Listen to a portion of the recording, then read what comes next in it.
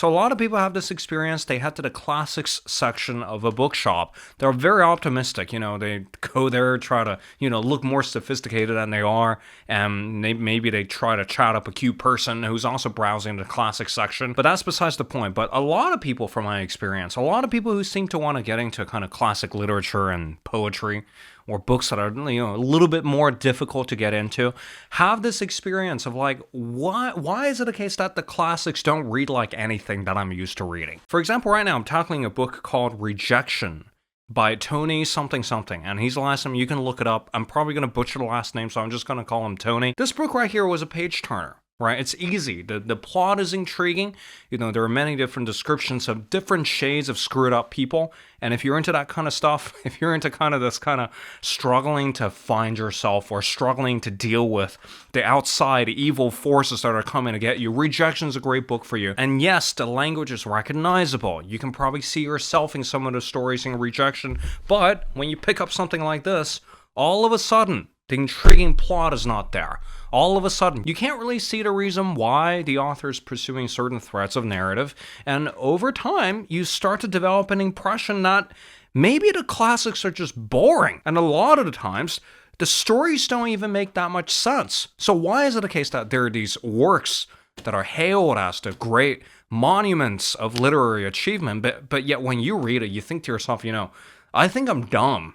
Is it a me problem here? So today, we're going to put my English major hat on, and we're going to talk about why the classics make very little sense. And I'm also going to give you a key idea that's going to rewire your relationship with the classics. A lot of the times, you can't read this like how you read any genre fiction from your usual aisles. There's a bit of craftiness that goes into it, and let's explore this. But before we start here, from now on, every one of my videos, or all the stuff that you're going to see upcoming on this channel, a lot of the ideas will be sourced from my newsletter called A Mug of Insights. This is something that I've been building for 3 years. Started as a bit of a stupid idea on Substack, and then Substack went bananas, so I had to switch platforms. So right now, it is an independently hosted and funded newsletter by readers like yourself. So if you're interested in the sort of ideas that we talk about here, developing proper habits, protocols, and a mindsets necessary to become a formidable reader in the age of distractions, you will also love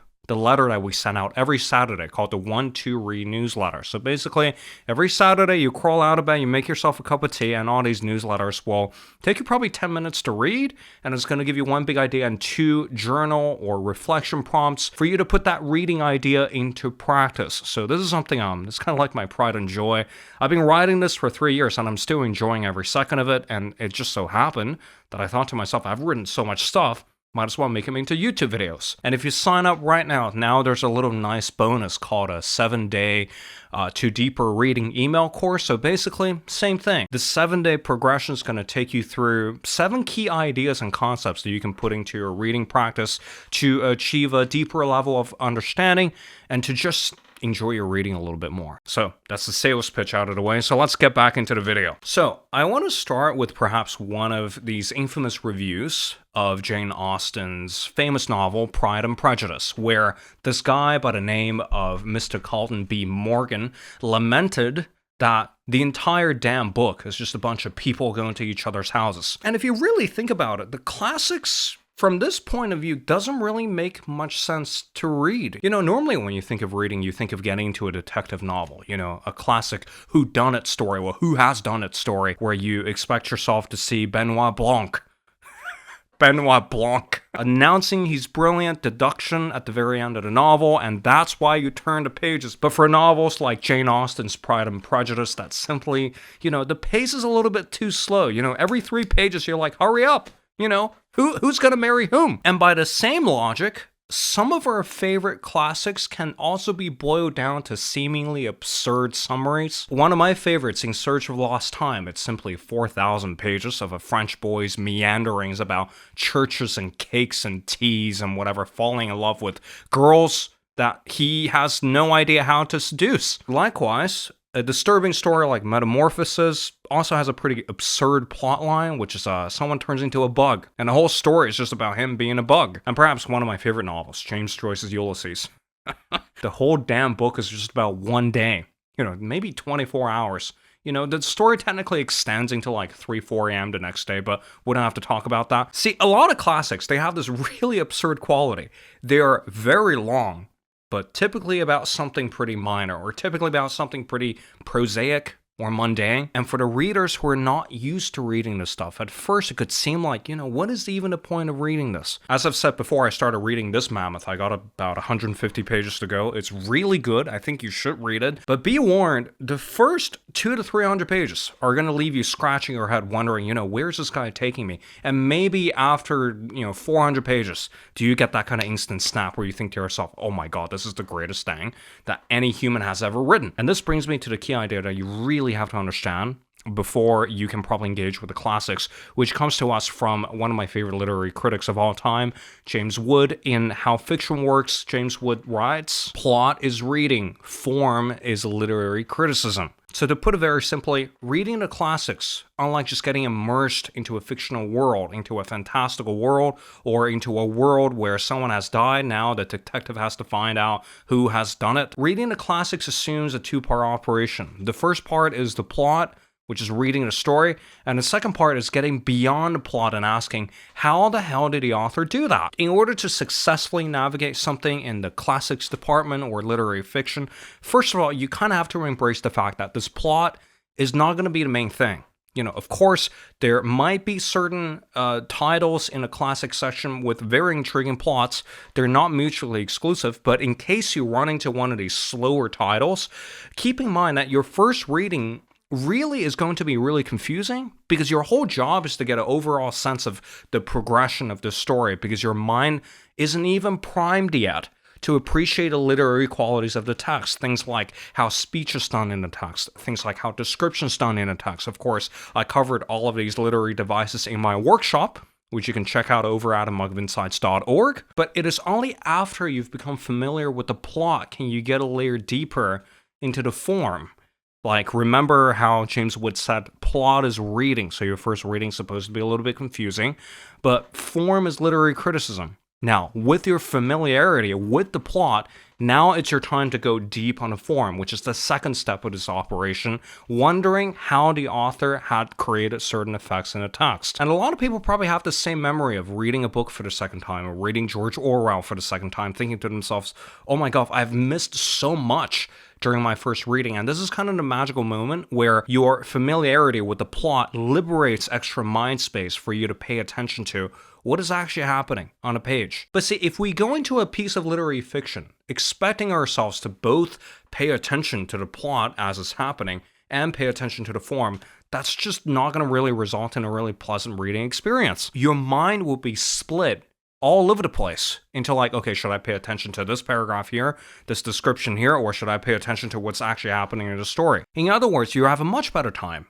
encountering the classics as a two-part operation. First, allow yourself to have a really, really dry and confusing first encounter with whatever story it is, going in with the sole intention of figuring out what the story is all about without paying attention to a specific scene or detail or description. And then again, this goes against everything high school has taught you, right? When you read a novel or a literature piece in your high school literature class, your English teacher's always like, don't let any of these literary devices go, because you're going to get tested on this in a week. Whereas now, as someone who's got a little bit more time and a little bit more wisdom, you can allow yourself the space to be confused first and then reread it so that you can really understand what happens beneath the first layer of plot, because there is a deeper layer, and to recognize that your first confused reading is not a waste of time. In fact, it's setting up the foundation for you to go a layer deeper. And if we sit down, give ourselves the time to treat these books with respect and with the patience as to afford them a second reading, what we're going to discover is something way beyond broad summaries and go-ahead plots. And this dimension of reading is quite hard to articulate. And this dimension of reading is what I'm trying to articulate to you right now in this video and for the past 8 years of me being on this channel. So yeah, don't dismiss the classics simply as boring plots with just a lot of purple prose. Give it a second reading. because your familiarity with the plot first will open up a different dimension of the text that allows you to pay attention to the form, and then you'll discover all sorts of weird stuff in there depending on what you read. And then I'd like to hear your findings, and I'd like to hear how your relationship with reading has changed after you implement this two-part process instead of just trying to do it in one go. Just before we go here, a quick objection here. A lot of people think, you think I'm made of time? What if I have 100 other books on my TBR? I can't afford to read this book 2 times in a row. But this objection right here, on the one hand, it makes some sense. We don't have a lot of time. But why is it the case that we have no problem viewing our favorite movies for the 5th time and still get something new out of it? And why is it the case that we have no problem listening to the same damn album again and again and again and again every time we hop into our cars? And why shouldn't the same principle apply to reading great fiction, for example, in this case? And why shouldn't we? Just every Christmas, there's a favorite book that we like to read. And this novel here, we know we didn't get everything that we wanted to get out of it on the first try, but now we'd like to try again. Why shouldn't the same kind of repetitive appreciation be applied to something just as intriguing and just as profound as your favorite film? And realistically, I don't think you'll be reading a novel kind of back to back, 2 times in a row back to back. Most likely what's going to happen is you read it once, you forget about it, and something in your life will remind you of the novel, and then you'll go back to it again. So it's a pretty organic process to reread classics all the time. There's this quote of if you're reading a classics, you're not really reading the classics, but you're rereading the classics, and that's where the real value is. And in the end, I really think that your pursuit of educating yourself through literature or through reading difficult novels for the sake of it shouldn't really be this exercise of I'm going to check 5 of these impressive books off my TBR, but it should be a process where you start to store certain artifacts into your life. And these books have the power to change how you see reality and to change your relationship with people. So these artifacts or these art forms should be really kept in a cellar the same way you keep a really nice bottle of wine. You wouldn't really drink it, check it off a list, and then call it a day. You would return to it again and again. You would kind of buy the same bottle again and again just to get a different layer out of it. And I think reading should be treated with the same gravitas and the same enthusiasm as you do with a film that you like or an album that you love listening to. So that's all I have for this week. Hopefully that was a pretty neat trick to help you navigate the classics a little better. Then again, if you want more ideas just like this one delivered to your inbox every Saturday morning, make sure to sign up for the 1-2-Read newsletter. It is free. It's going to get delivered to your inbox every Saturday. It's going to feature a lot of these ideas that we talk about on this channel, but in a more succinct 10-minute format that you can read over your coffee every morning. Hence, a mug of insights. Then again, thank you so much for watching this video, and thank you for your recent support, and I'll see you back here with more next week. Waldun here. Take care, and goodbye.